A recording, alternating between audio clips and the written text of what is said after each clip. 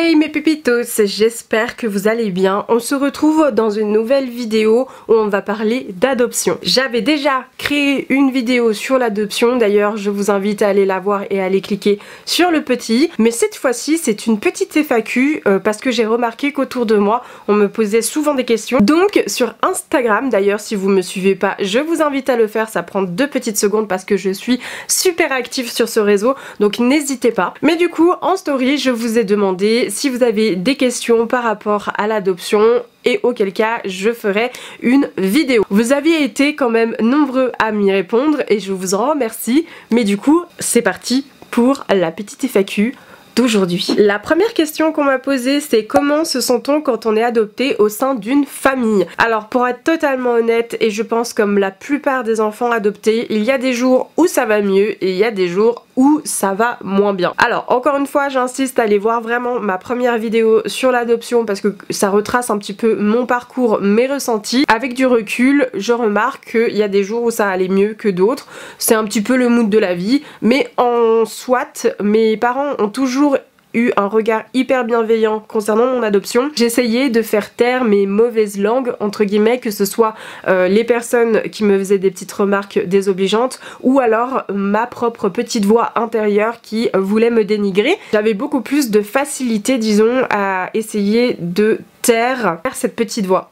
Là où ça a été le plus compliqué dans ma vie au moment d'acceptation de l'adoption, c'est surtout de regarder et de différencier par rapport à mes sœurs évidemment, puisque du coup comme je l'ai eu dit dans cette vidéo, enfin dans l'autre vidéo pardon, et bien moi je suis adoptée et mes sœurs pas du tout.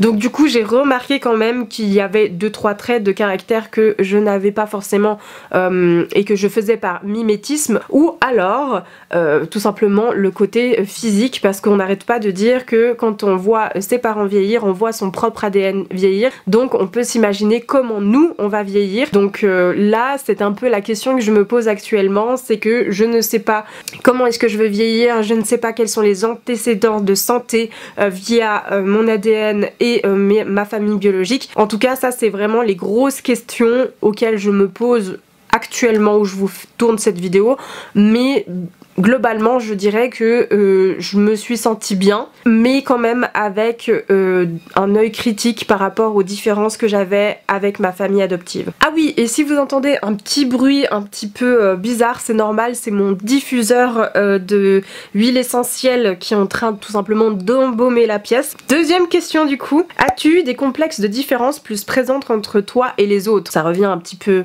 à la première question. Oui, j'ai eu énormément de complexes entre la différence entre mes sœurs notamment, mais beaucoup plus au moment de l'adolescence, puisque du coup c'est un moment charnière dans nos vies où on se recherche, où on est à la recherche de notre propre identité, où on a envie d'être indépendant vis-à-vis de nos parents, enfin bref, on a envie de s'identifier en tant que personne, en tant qu'individu, et non plus étant la fille de ou l'enfant de. Donc voilà, ça a été une époque très charnière, et à ce moment-là, comme je vous l'ai dit tout à l'heure, j'avais un œil extrêmement critique, et moi la différence notable entre mes sœurs et moi, c'était surtout que moi j'étais beaucoup plus active entre guillemets physiquement que mes sœurs qui étaient beaucoup plus calmes, parce que moi j'ai un caractère beaucoup plus allez on y va, on envoie quoi. Et du coup ça généralement ça a eu malheureusement des petits points de friction entre mes parents et moi, et là bien évidemment j'ai commencé à faire une fixette là-dessus. Alors je ne suis pas en train de dire que je suis un exemple à suivre hein, n'est-ce pas? J'ai eu une fixette dessus et j'ai pas arrêté de commencer à faire le jeu des 10 erreurs entre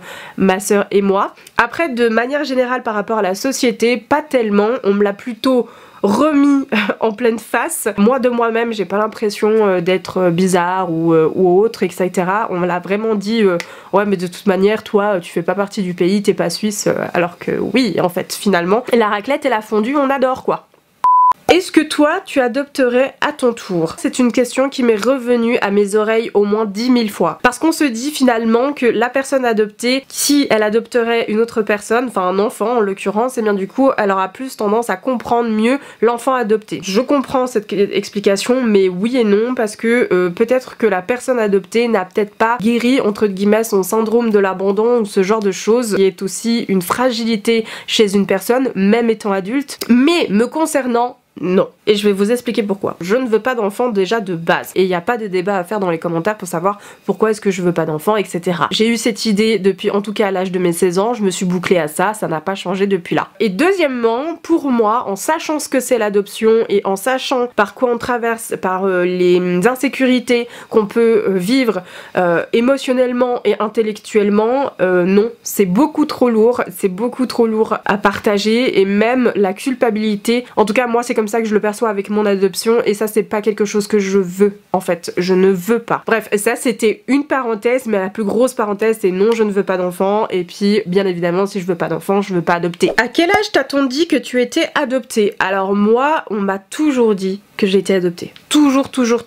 Alors déjà, ma mère, elle m'a expliqué très brièvement que déjà, pour elle, c'était ni plus ni moins juste normal en fait de dire à quelqu'un qui est à son enfant de dire ah voilà t'as été adopté mais c'est pas parce que tu as été adopté que je te voulais pas, bien au contraire. Et elle-même, elle insiste en me disant, moi je trouve que avoir une adoption, enfin adopter un enfant, c'est encore plus le désirer que de tomber enceinte. Elle qui a vécu les deux, ça a été son ressenti et j'ai trouvé ça joli parce que effectivement le processus d'adoption est extrêmement long.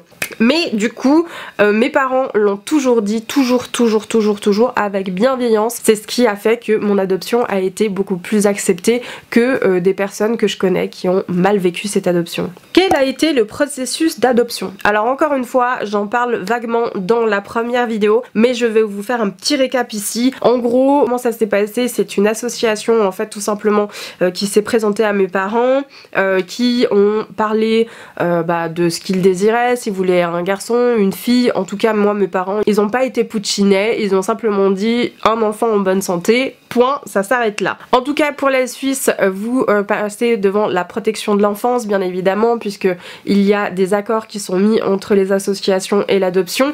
Donc voilà, il y a quand même des choses qui bougent malgré tout face à ça. Et c'est pour ça que le process est extrêmement long. C'est déjà pour s'assurer que l'enfant sera bien dans le foyer où il va arriver, mais c'est surtout aussi d'un point de vue je pense de protection vis-à-vis de l'enfant. Te sens-tu dénaturalisé? Te sens-tu dénaturalisé? Mais alors pas du tout, vous savez quoi? La seule chose entre guillemets qui me fait cac, vraiment à l'heure actuelle où je vous parle, hein, c'est tout simplement que pour moi, comme je l'ai toujours eu dit, je me sens suisse, j'ai la mentalité suisse.